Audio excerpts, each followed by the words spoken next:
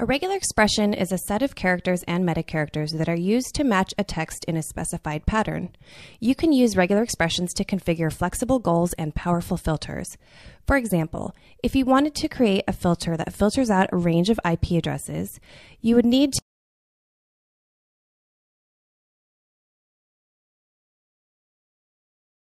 enter a string that describes the range of.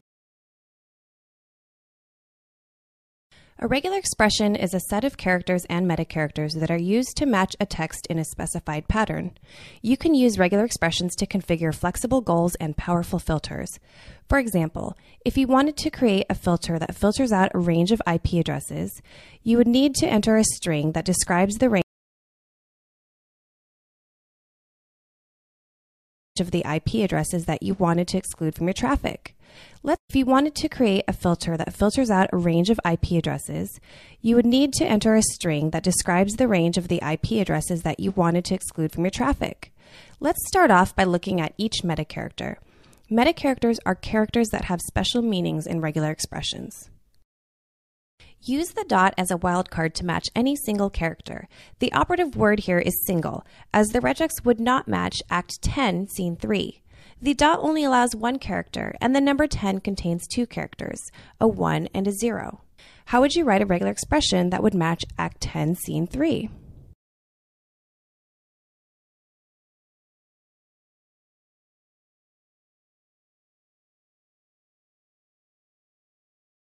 Would match Act 10, Scene 3. You could use two dots. To make your regex more flexible and match either Act 1, Scene 3 or Act 10, Scene 3, you could use a quantifier like the plus sign, but we'll talk about repetition a bit later in this module. Backslashes allow you to use special characters, such as the dot, as though they were literal characters. Enter the backslash immediately before each metacharacter you would like to escape. US holiday, when written this way, with dots after the U and the S, would match a number of unintended strings, including ups.holiday, u.sb holiday, and u3sg holiday. Remember that the dot is a special character that matches with any single character. So if you want to treat a dot like a regular dot, you have to escape it with the backslash. You'll use backslashes a lot because dots are used so frequently in precisely the strings you are trying to match, like URLs and IP addresses.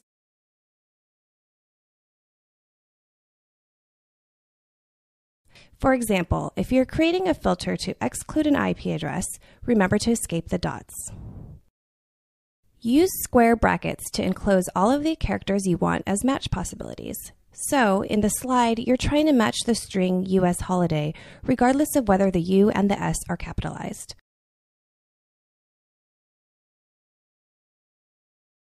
However, the expression won't match US holiday unless periods are used after both the U and the S. The expression also requires that the H is capitalized.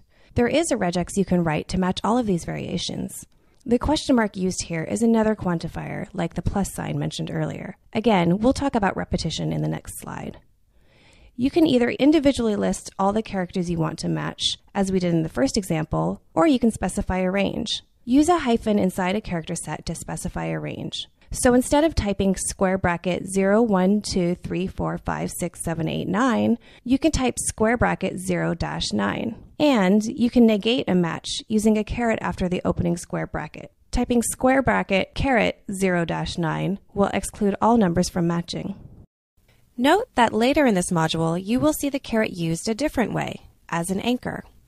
The use of the caret shown here is specific to character sets, and the negating behavior occurs only when the caret is used after the opening square bracket in a character set. Now let's talk about using quantifiers to indicate repetition. In earlier examples, we've used the plus sign and the question mark. The question mark requires either 0 or 1 of the preceding character. In the expression 3, 1 question mark, the character preceding the question mark is a 1. So both 3 and 3, 1 would match. The plus sign requires at least one of the preceding character. So 3, 1 plus wouldn't match just a 3. It would match 3, 1, 3, 1, 1, and so on. The asterisk, or star, requires 0 or more of the preceding character. In the expression 3, 1 star, the preceding character is a 1, so it would match 3, 31, 311, and so forth. You can also specify repetition using a minimum and maximum number inside curly brackets. Recall that a dot matches any single character. What would you use to match a wildcard of indeterminate length? Dot star will match a string of any size. Dot star is an easy way to say match anything and is commonly used in Google Analytics goals and filters. It's handy to use the parentheses and the pipe symbol, also known as the or symbol, together. Basically, you can just list the strings you want to match, separating each string with a pipe symbol and enclosing the whole list in parentheses. Here, we've listed 4 variations of US that we'll accept as a match for US holiday. If it's not in the list, it won't get matched. That's why US holiday won't get matched if one of the periods is missing. In our list, we've accounted for both periods missing, but not for just one period missing. Using question marks, the second regex in the slide will match all of the above. The caret signals the beginning of an expression. In order to match, the string must begin with what the regex specifies. The $sign says, if there are any more characters after the end of this string, then it's not a match. So, caret US means start with US. US holiday matches, but next Monday is a US holiday does not match. Holiday $sign means end with holiday. US holiday still matches, but US holiday schedule does not match. Anchors can be useful when specifying an IP address. Take a look at these examples. Some character classes are used so commonly that there is a shorthand you can use instead of writing out the ranges within square brackets. Let's look at the example of a simplified regex that could match an address. \D means match any 1-digit 0 through 9.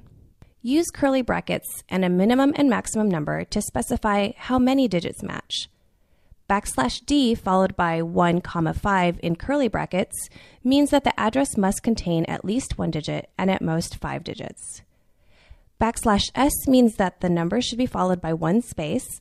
\W means match any alphanumeric character. And the star means include as many alphanumeric characters as you want. 345 Embarcadero matches, but just Embarcadero does not.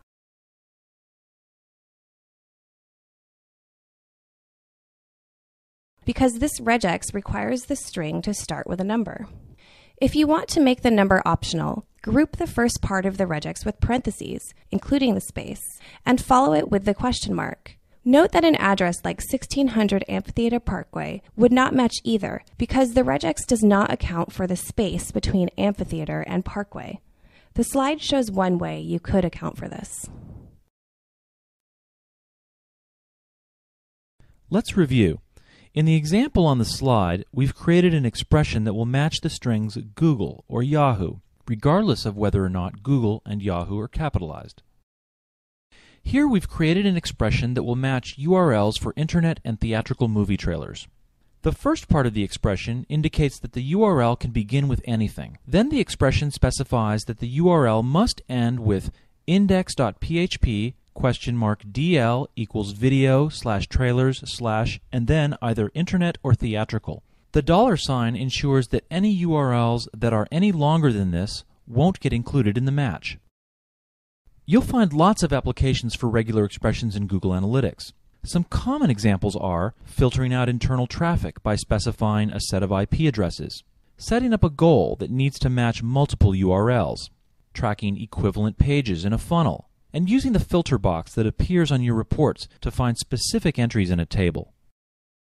Here's an example of a custom filter that uses a very simple regular expression. Here's a regular expression used to define a goal URL. Here's how you might use regular expressions to group pages or funnel steps on your site. Using a regular expression allows you to track them as one funnel step rather than tracking each page or action individually. Learn how goals and funnels work in the module on goals. And here's an example of using regular expressions within your reports.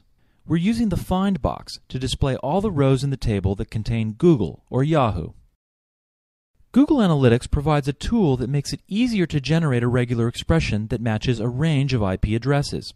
It's called the Regular Expression Generator, and you can find it at the URL shown in the slide. or you can search for Regular Expression Generator in the Google Analytics Help Center.